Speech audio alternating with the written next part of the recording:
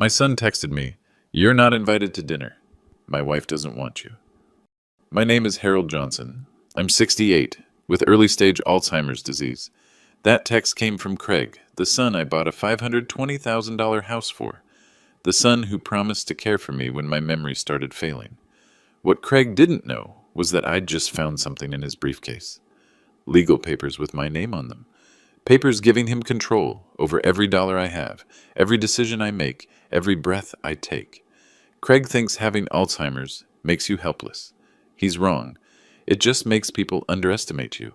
When someone tries to steal everything from their own father, especially when that father is a retired accountant who spent 45 years catching fraud, they're about to learn an expensive lesson.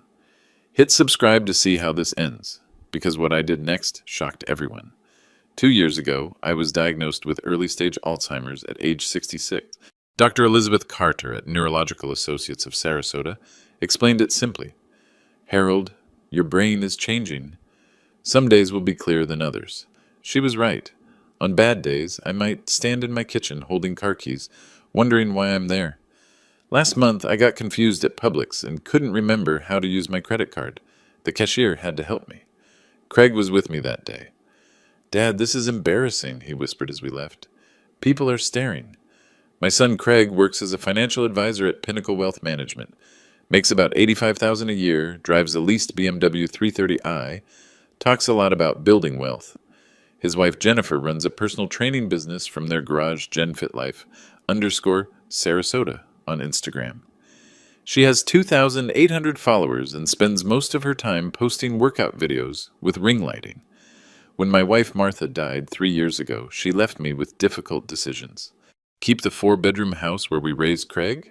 Downsize? Move closer to family? Craig had a different idea. "Dad, you should buy us a house," he said over dinner at Olive Garden. "Think about it. You liquidate your investments, we get something nice, and when the time comes, well, it stays in the family." I loved the idea of helping. That's what fathers do. So I sold everything. My Boeing retirement portfolio, Martha's life insurance settlement, even our wedding rings. Total, $520,000. I bought Craig and Jennifer a beautiful 2-bedroom waterfront condo in downtown Sarasota. Granite countertops, marina view, everything they wanted. "You're the best dad ever," Craig said when I handed him the deed. I moved into a tiny senior apartment across town, 1,200 square feet, $750 monthly rent. My 2019 Honda Accord, my 7-day pill organizer with 4 medications daily, and a fireproof cabinet containing 45 years of CPA client files. But here's what I noticed over the past 18 months. Craig's visits became shorter. Jennifer stopped making eye contact. Last Christmas, she posted Instagram stories from their holiday party. I wasn't invited. The caption read, "Celebrating with our chosen family." Chosen family, not actual family. Then came the small humiliations. Craig speaking to me like I'm 5 years old. "Dad, did you take your pills today? Dad, do you remember what we talked about?" Jennifer filming TikTok videos about setting boundaries with energy vampires. 3 weeks ago, I had what Dr. Carter calls an episode at their condo. I couldn't remember why I was there, started looking for Martha, got confused about the year. Jennifer recorded it on her phone. "See?" she told Craig later, not knowing I could hear. "This is what I'm talking about. Your dad needs professional care." Craig nodded. "You're right. He's getting worse. But here's the thing about early-stage Alzheimer's that people don't understand. Having memory problems doesn't erase 45 years of professional experience. It doesn't eliminate your ability to recognize patterns, read financial documents, or detect fraud. And last Tuesday, November 15th, during one of my clearest days in months, I made a discovery that changed everything. Craig had left his briefcase open on their kitchen counter while he showered. Inside, underneath his Pinnacle Wealth business cards with the gold foil lettering, I found a manila folder labeled Dad Legal Matters. The first document was a guardianship petition, case number CV 2024-1847. 23 pages of legal forms requesting the court declare Harold Johnson mentally incompetent and award full conservatorship to Craig Johnson. Filing date, November 20th. That's next week. The second document was a brochure for Sunset Manor Memory Care. Monthly cost, $3,200. The cheapest facility in Sarasota County. But what Craig didn't know was that I had been documenting everything. I spent that entire night reading through Craig's folder with the kind of clarity I hadn't felt in months. Every document told the same story. My son was planning to take everything. The guardianship petition listed my assets to be managed, my remaining bank account with $340,000, my Honda Accord, and somehow, though, I didn't understand how, the waterfront condo I'd bought for him. How does that work? I bought him a house, and now he's claiming it as my asset that needs protection? I called Margaret Torres the next morning. She's an estate attorney I did taxes for from 2018 to 2022, charges $450 an hour, keeps her office downtown in a glass building with mahogany furniture and diplomas covering every wall. "Harold," she said, "guardianship proceedings are serious. If the court grants Craig conservatorship, you lose all legal rights. You can't sign contracts, access your own bank accounts, or make medical decisions. You become, legally, like a child. What about the condo? That's where this gets interesting. Did Craig ever sign a promissory note? Any legal documentation of the gift versus loan structure?" I realized my mistake. In my eagerness to help, I'd simply transferred money. No loan documents, no gift documentation, nothing proving the house belonged to Craig. "Harold, listen carefully," Margaret continued. "If someone can argue you were mentally incompetent when you made that transfer, they could potentially claim it was an invalid transaction. Craig might be positioning himself to protect assets you never legally gave away." The timeline was brutal. Craig's court hearing, November 20th. Today was November 16th. I had 4 days, but the stakes went beyond money. Margaret explained what happens after guardianship approval. The conservator in this case, Craig, decides where you live, who you see, what medical care you receive. If he wants you in Sunset Manor, that's where you go. If he wants to limit your visitors, he can. If he decides certain relationships are harmful to your well-being, he can legally cut them off. I thought about Dr. Carter, who'd been monitoring my condition carefully, about Nancy Wilson, my former secretary who still calls twice a week to check on me, about my Tuesday coffee meetings with other retirees at Dunkin' Donuts. All of that could disappear. "There's something else," Margaret said. "I've seen these cases before. Once someone gains guardianship, the ward's assets often get managed differently than intended. Expensive care facilities become cheaper ones. Investment portfolios get liquidated for living expenses. It's not always intentional, but..." She didn't need to finish. I understood. Craig would get my $340,000 to manage. He'd warehouse me at Sunset Manor for $3,200 monthly. The remaining money, my entire life savings, would be his to control. Meanwhile, I discovered something else in Craig's paperwork. A pre-approval letter from SunTrust Bank for a home equity line of credit against the waterfront condo. Approved amount, $180,000. Craig was planning to borrow against the house I bought him. That evening, I drove to their condo in my Honda Accord. Jennifer answered the door wearing yoga pants and a sports bra, ring light glowing behind her for an Instagram live session. "Harold?" She seemed annoyed. "Craig's at work. Is everything okay? I need to talk to both of you tonight. It's important." "Well, I'm filming content until 8, so..." "Jennifer, this can't wait." Something in my voice made her pause the live stream. Craig arrived home at 6:30, still wearing his Pinnacle Wealth polo shirt, carrying his gold-foiled business cards. I was sitting at their granite kitchen counter, the same counter where I'd discovered his betrayal. "Dad, what are you doing here?" "We need to discuss your plans for November 20th. Craig's face went white. Jennifer looked confused. "I don't know what you mean," Craig said. I placed a photocopy of the guardianship petition on the counter between us. Case number CV 2024-1847, your petition to declare me mentally incompetent, filed with Sarasota County Court, hearing scheduled for Monday at 9 a.m. Jennifer's mouth fell open. "Craig, what is he talking about?" Craig couldn't speak. "Also this." I placed the Sunset Manor brochure next to the legal papers. $3,200 monthly for memory care, the cheapest facility in the county. "Dad, you're confused," Craig finally managed. "Those papers, you don't understand what they mean." I understand perfectly. 45 years as a CPA teaches you to read legal documents.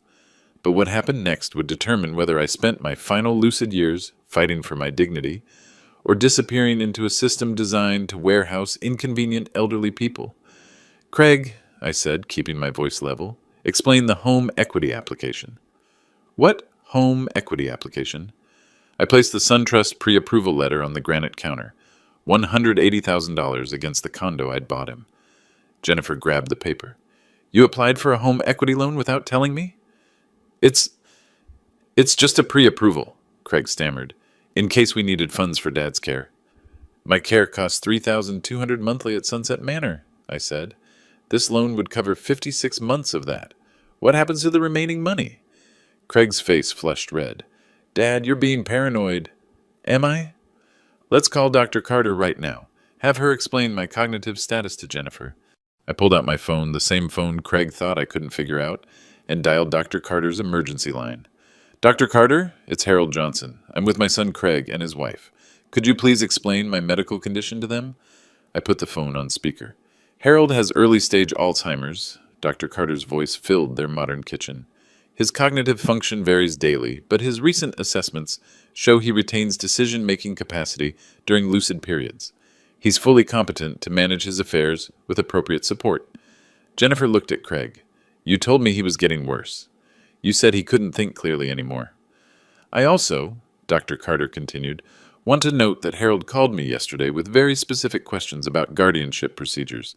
His understanding of the legal implications was quite sophisticated. Craig's jaw tightened. Thank you, Doctor. That's enough. Actually, I said, Dr. Carter, could you explain what triggers a guardianship evaluation? Certainly.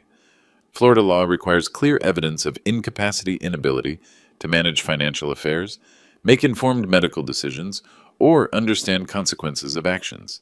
The petition must include specific incidents and professional medical opinions. What if someone files a false petition? That would constitute fraud. Filing false legal documents is a felony. I ended the call. The kitchen fell silent, except for Jennifer's ring light buzzing. Craig, Jennifer said slowly, what specific incidents did you put in that petition? Craig couldn't meet her eyes.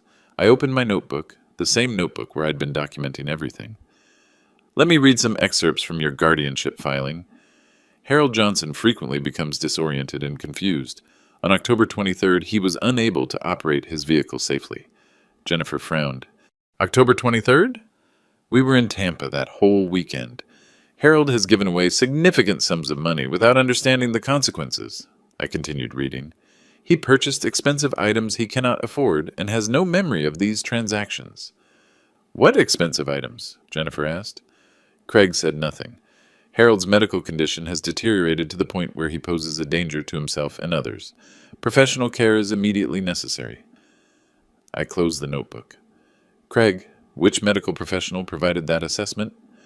Dad, you're twisting things around. I have Dr. Carter's written evaluation from last week. Would you like me to read it? This time I pulled out an official letterhead document.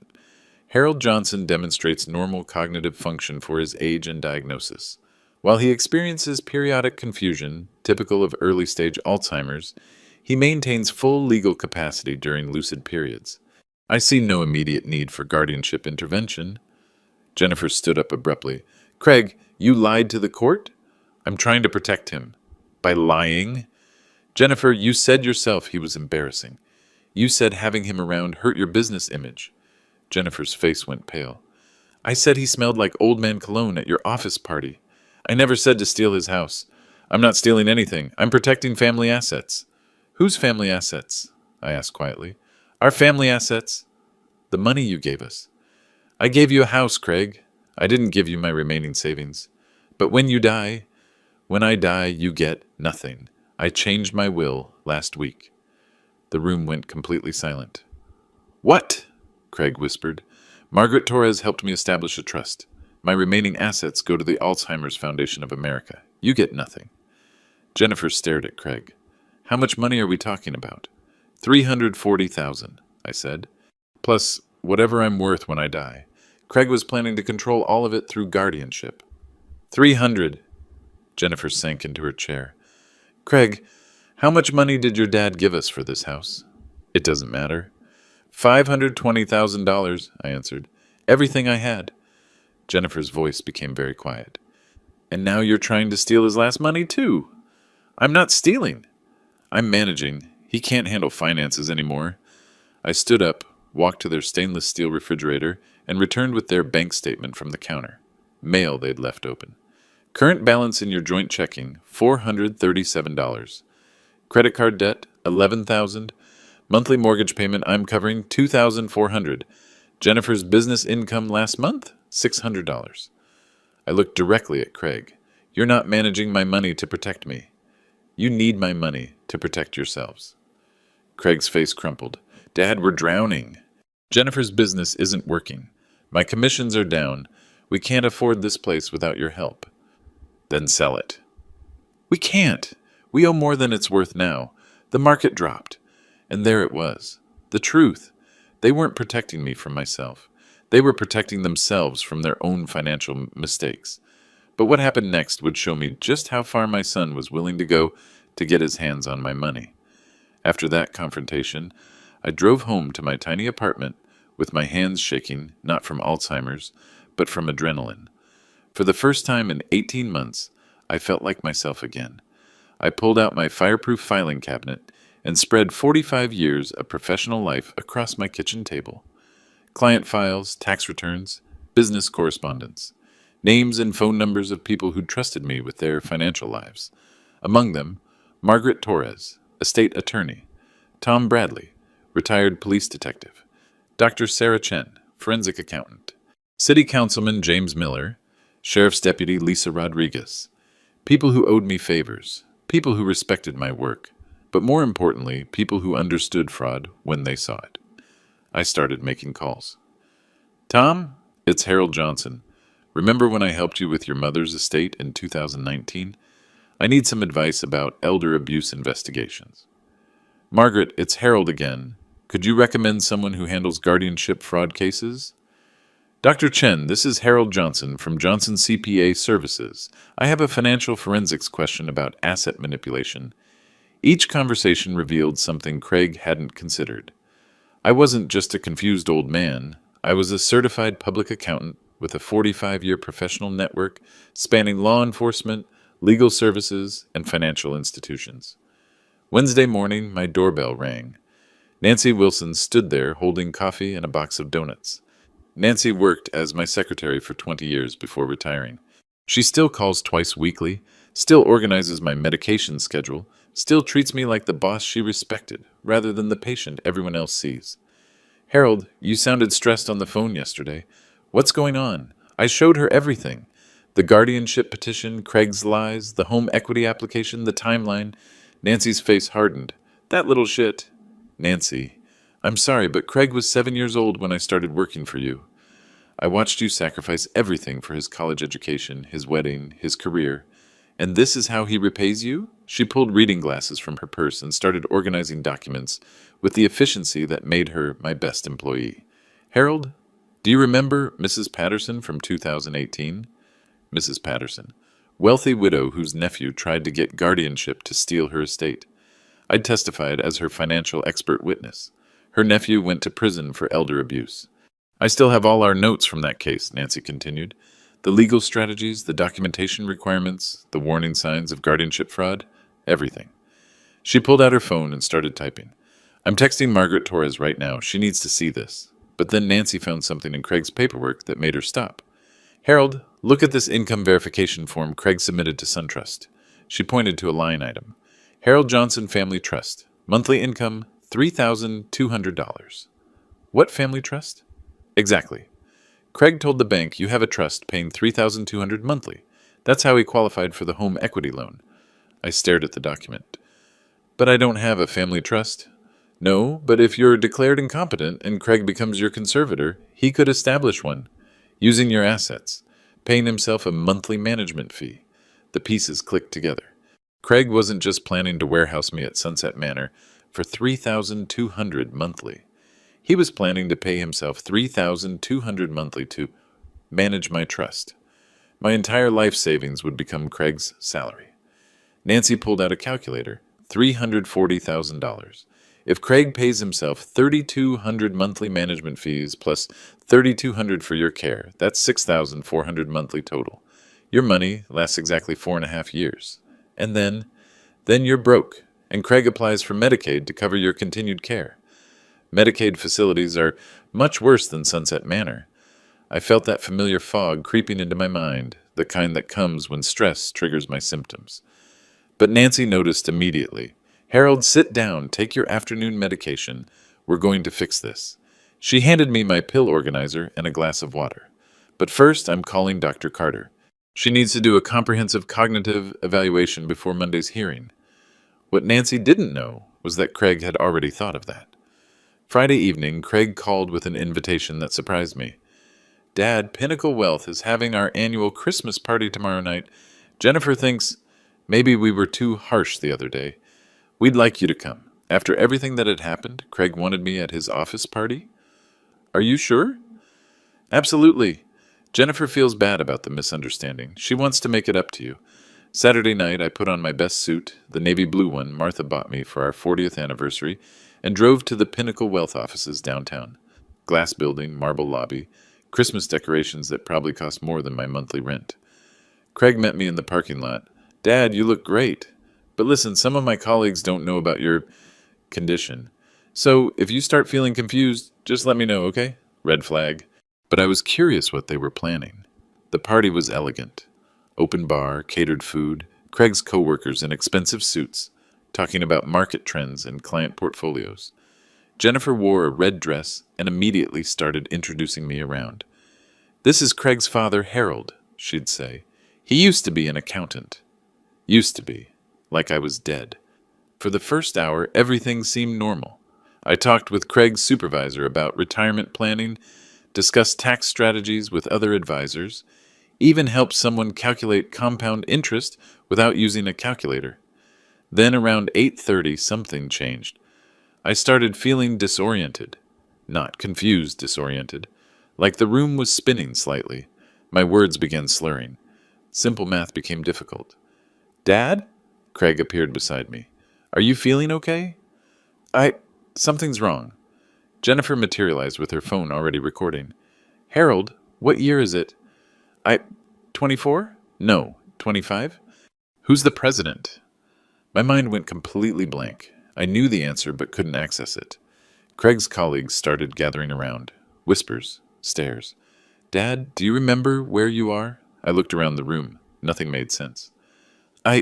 I'm looking for Martha. Dad, Martha died 3 years ago." "No, she was just here." Jennifer kept filming. Craig started speaking in that patronizing voice he uses when he thinks I'm having an episode. "Dad, let's get you home. You're having a bad night." But here's what they didn't know. I hadn't taken my evening medication. My pill organizer was sitting on my kitchen counter because I'd been rushed getting ready. And here's what I realized as they led me toward the exit. The confusion wasn't random. It was triggered by stress, social overstimulation, and missed medication. Dr. Carter had warned me about this exact scenario. But Craig and Jennifer saw opportunity. "Did everyone see that?" Jennifer whispered to Craig's supervisor. "This is what we deal with every day. He can't remember basic facts. He thinks his dead wife is here." Craig nodded sadly. "We're trying to get him proper care, but he's resistant. Doesn't think he needs help." I heard every word but couldn't respond coherently. They drove me home in Craig's BMW while I sat in the passenger seat, still disoriented but becoming clearer as we got away from the party's chaos. "Dad," Craig said as we pulled into my apartment complex, "after what happened tonight, I think it's time we seriously discussed your living situation." "What do you mean?" "You can't live alone anymore." Tonight proved that. Tonight was different. "Dad, you asked for a woman who's been dead for 3 years. You couldn't remember what year it is." But by the time we reached my apartment door, my mind was clearing, and I realized what had just happened. Craig and Jennifer had orchestrated a public demonstration of my incompetence. In front of his colleagues, on video, evidence for Monday's guardianship hearing. Sunday morning, I called Dr. Carter's emergency line. "Harold? What's wrong?" I described the previous evening, the confusion, the disorientation, the public humiliation. Harold, did you take your evening medication yesterday? No, I forgot in the rush to get ready. That explains everything. Missed medication plus social stress plus unfamiliar environment can trigger exactly those symptoms. It's not progression of your disease, it's situational confusion. But Craig filmed it. Harold, I need to see you immediately. Can you come in this morning? Dr. Carter's office on Sunday was empty except for us. She ran cognitive tests, memory assessments, decision-making evaluations, everything I'd passed before. Harold, your cognitive function right now is completely normal. What you experienced last night was a predictable reaction to missed medication and stress. She handed me a printed report. I'm documenting this officially. Situational confusion does not indicate incompetence, but then she said something that changed everything. Harold, I need to ask you something difficult.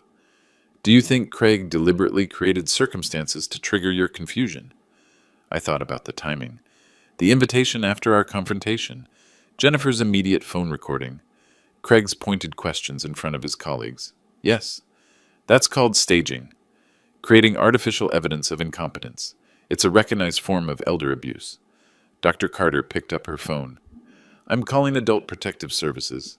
Tonight's incident needs to be reported before tomorrow's hearing. But Craig was already one step ahead of us. Sunday afternoon, a Sarasota County Sheriff's deputy knocked on my door. Mr. Johnson, I'm Deputy Rodriguez. We received a call from your son expressing concern for your welfare. He says you had a serious medical episode last night and are refusing proper care. I showed Deputy Rodriguez the guardianship papers, Dr. Carter's report, the evidence of Craig's planning. She read everything carefully. Mr. Johnson, this is complicated. Your son filed these papers legally. The court hearing is tomorrow. I can't interfere with legal proceedings. But the evidence of staging, that's for the judge to decide. But I will file a report about your allegations. That's the best I can do. After Deputy Rodriguez left, I sat in my tiny apartment, surrounded by evidence of my son's betrayal. Monday morning's hearing was 18 hours away. Craig had public video of my confusion. He had legal papers claiming I was incompetent. He had a care facility ready to receive me. All I had was the truth.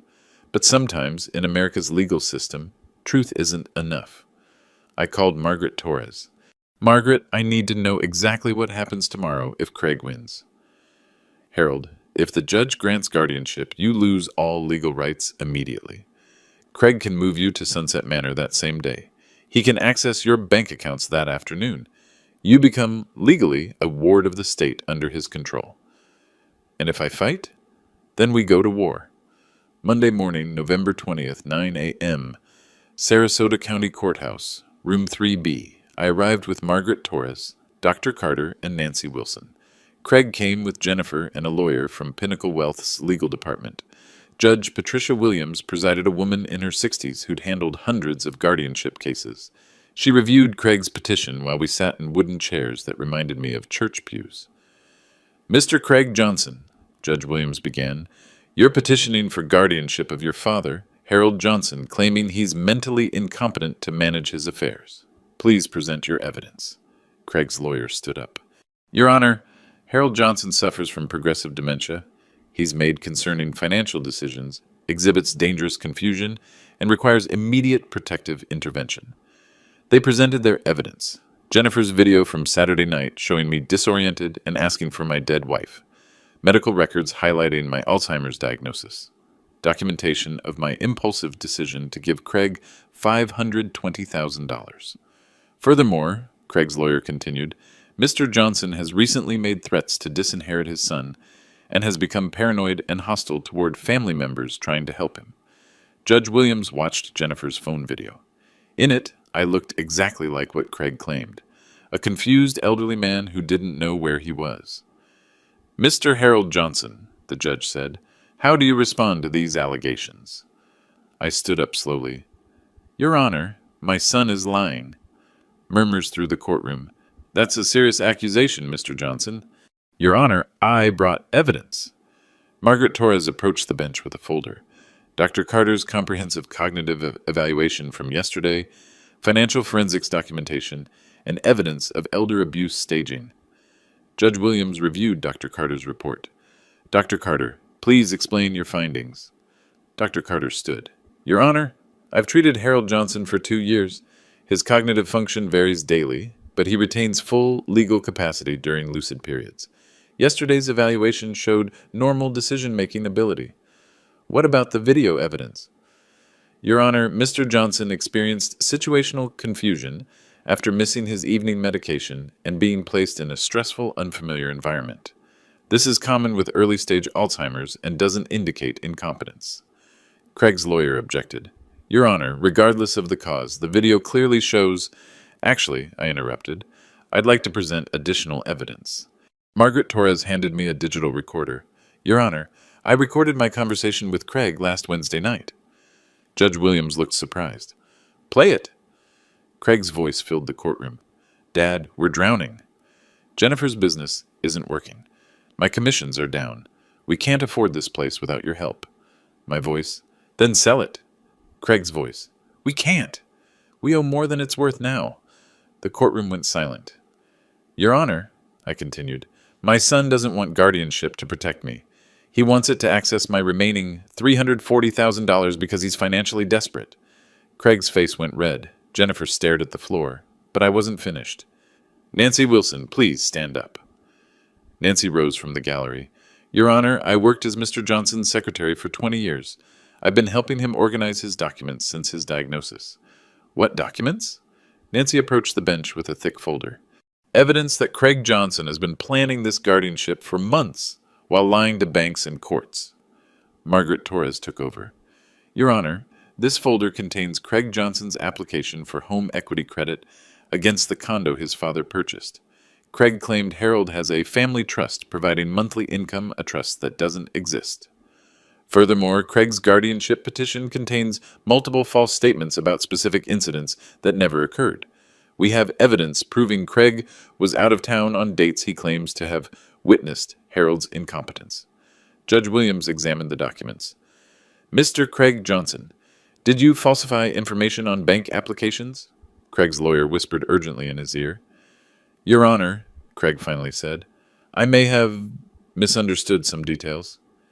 Did you lie to SunTrust Bank about your father's income? Silence. Did you file false statements in your guardianship petition? More silence. But the most damaging evidence was still coming. Your Honor, I said, I'd like Dr. Sarah Chen to present her financial forensics analysis. A professional woman in a business suit stood up from the gallery. Your Honor, I'm a certified forensic accountant. Harold Johnson asked me to review his son's financial situation. She approached the bench with charts and spreadsheets. Craig and Jennifer Johnson are facing immediate foreclosure. Their mortgage is 3 months behind payments Harold has been making. Their credit card debt exceeds $15,000. Jennifer's business income averaged $450 monthly over the past year. Most concerning, Craig submitted false income documentation to qualify for the home equity loan. He claimed his father was paying him management fees from a trust that doesn't exist. Judge Williams studied the financial analysis. So Mr. Craig Johnson is attempting to gain control of his father's assets while facing financial crisis himself. Correct, Your Honor. The judge turned to Craig. Mr. Johnson, is it true you're 3 months behind on your mortgage? Your Honor, that's temporary. My father has been helping. The father you claim is incompetent to manage money? Craig's lawyer tried to respond, but Judge Williams held up her hand. Dr. Carter, in your professional opinion, does Harold Johnson have the capacity to understand these financial matters we're discussing? Absolutely, Your Honor. His comprehension of complex financial issues remains excellent. Mr. Harold Johnson, do you understand what's happening in this courtroom? I stood up again. Your Honor, my son is trying to steal my money because he can't manage his own. He's willing to warehouse me in a cheap care facility and lie to courts to do it. And what would you like to see happen? I want to keep control of my own life for as long as possible. When I can't manage anymore, I want Dr. Carter and Margaret Torres to help me make decisions, not someone who sees me as a paycheck. Judge Williams closed Craig's folder and looked directly at him. Mr. Craig Johnson, this court finds your guardianship petition to be fraudulent. The evidence shows you falsified information to courts and financial institutions, staged situations to make your father appear incompetent, and attempted to gain control of his assets under false pretenses. Craig's face went white. Furthermore, I'm ordering immediate investigation by Adult Protective Services for elder abuse. The court also finds probable cause for criminal charges related to falsified documents. She turned to me. Mr. Harold Johnson, this court finds you competent to manage your affairs. Guardianship petition denied. The gavel came down. Craig slumped in his chair. Jennifer was already texting, probably her lawyer. But Judge Williams wasn't finished. Mr. Craig Johnson, I'm also issuing a restraining order. You're prohibited from contacting your father regarding financial matters or attempting to influence his medical care.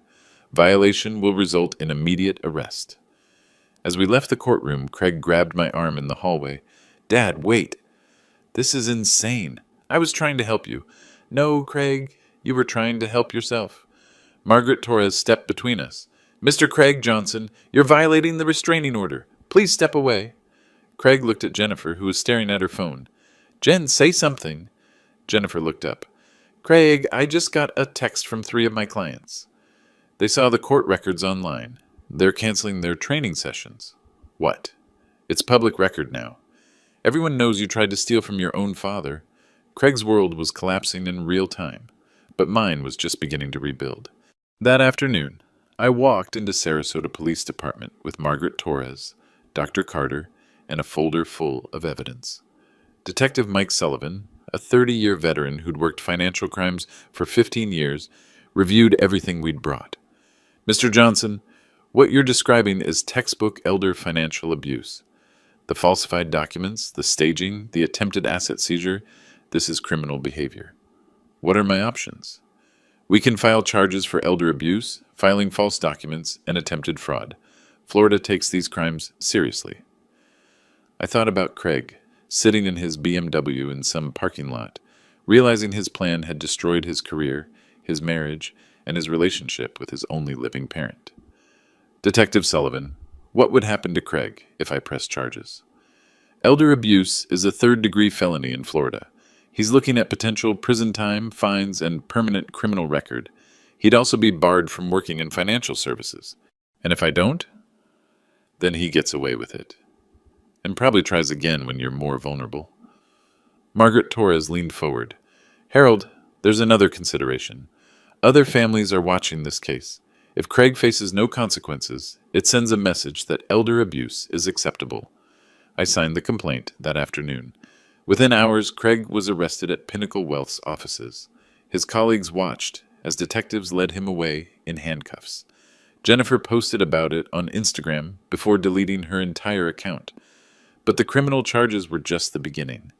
Tuesday morning, I called Wells Fargo and spoke to the manager about Craig's home equity application. Mr. Johnson, if your son falsified information on loan documents, that's bank fraud. We take that very seriously. I want to file a formal complaint. We'll investigate immediately. If fraud is confirmed, we'll report it to federal authorities and demand immediate repayment of any funds dispersed.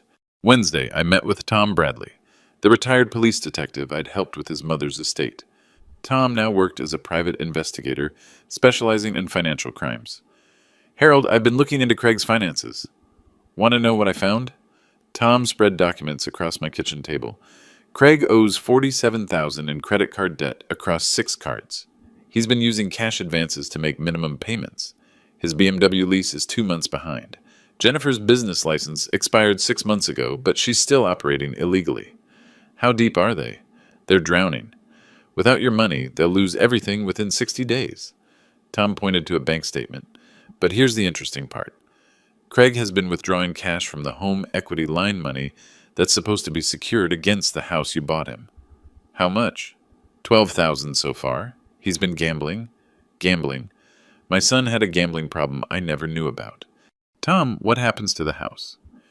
Since you paid cash and there's no clear documentation of ownership transfer, you might be able to reclaim it, especially if Craig obtained the home equity loan fraudulently. Thursday, Margaret Torres filed a civil lawsuit against Craig for elder abuse, fraud, and recovery of assets.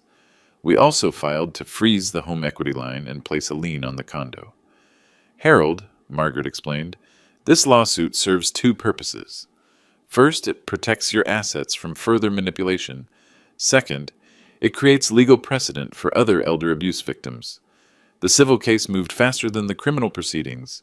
Within a week, Judge Williams issued a temporary restraining order, freezing all of Craig's access to funds connected to my assets. Craig's world collapsed systematically. First, Pinnacle Wealth terminated his employment. Financial advisors can't have pending fraud charges.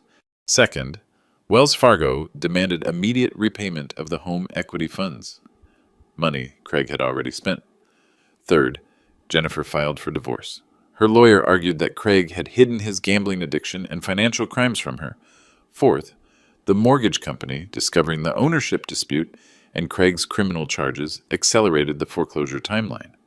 But the most devastating consequence was social. Sarasota's professional community is small. Everyone knows everyone. Craig's arrest made the local newspaper. His mugshot appeared on the sheriff's website. Word spread through social media, neighborhood groups, and professional networks.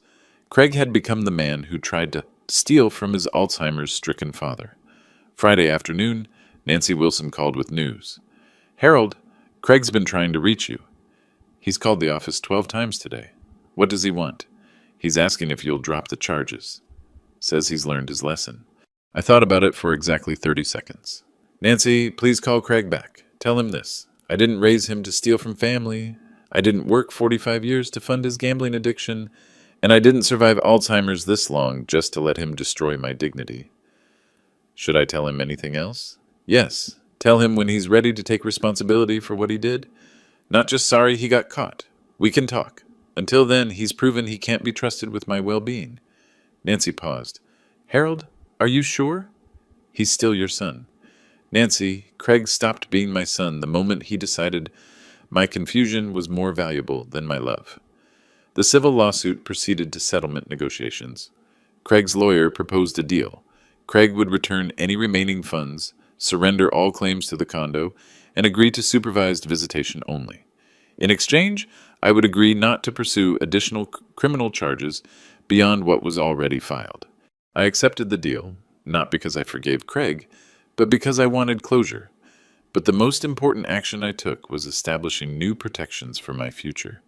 6 months later, the full consequences of Craig's choices became clear. Craig pled guilty to elder abuse and filing false documents.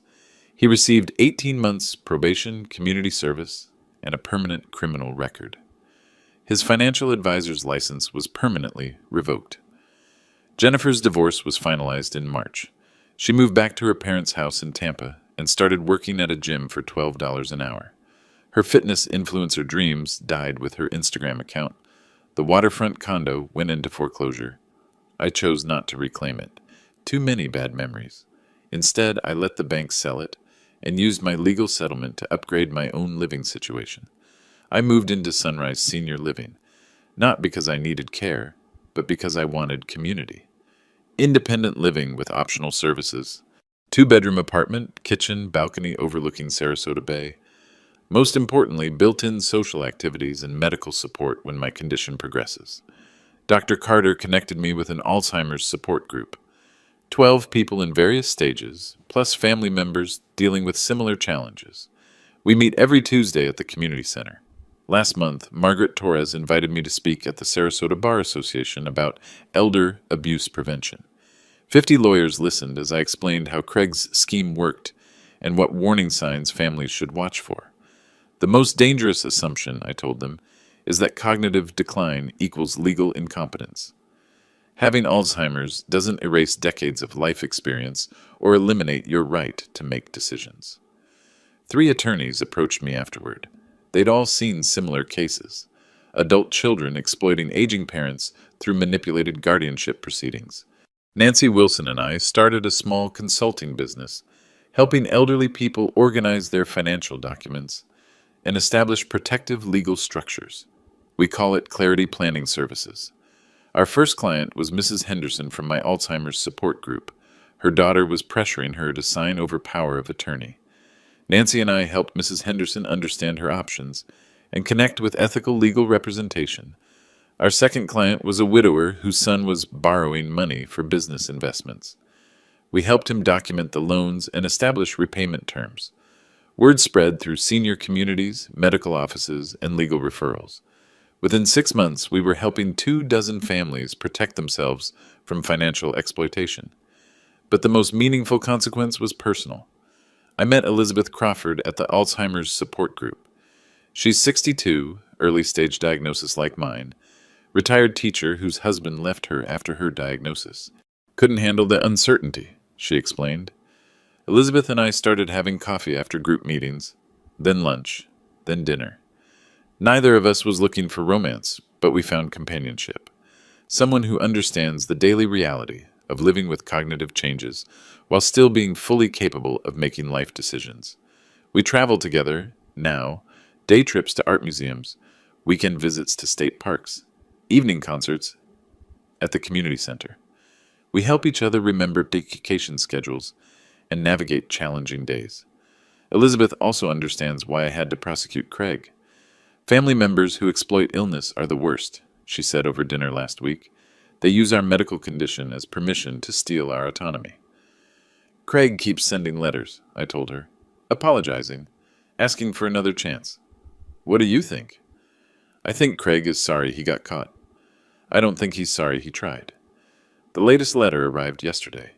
Craig wrote that he's been attending Gamblers Anonymous meetings, working construction jobs, living in a studio apartment. He wants to rebuild our relationship. But trust, once broken by someone who targeted your vulnerability, doesn't rebuild easily. Craig chose to see my Alzheimer's as weakness to exploit, rather than a challenge we could face together. He chose to stage my confusion, rather than support my clarity. He chose to steal my assets, rather than earn my inheritance. Those weren't mistakes. They were calculated decisions that revealed his character. However, I've learned something important about consequences. They serve justice, but they don't create healing. That has to come from somewhere else. Last month, I established the Harold Johnson Elder Protection Fund through the Alzheimer's Association. It provides legal assistance to elderly people facing financial abuse from family members.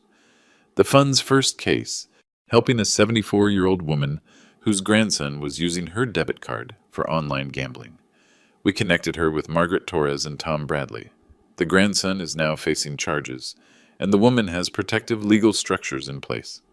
Craig's betrayal taught me that having Alzheimer's doesn't make you helpless, but it does make you a target. The best defense isn't hoping family members will do the right thing. It's building legal and social protections that make exploitation impossible.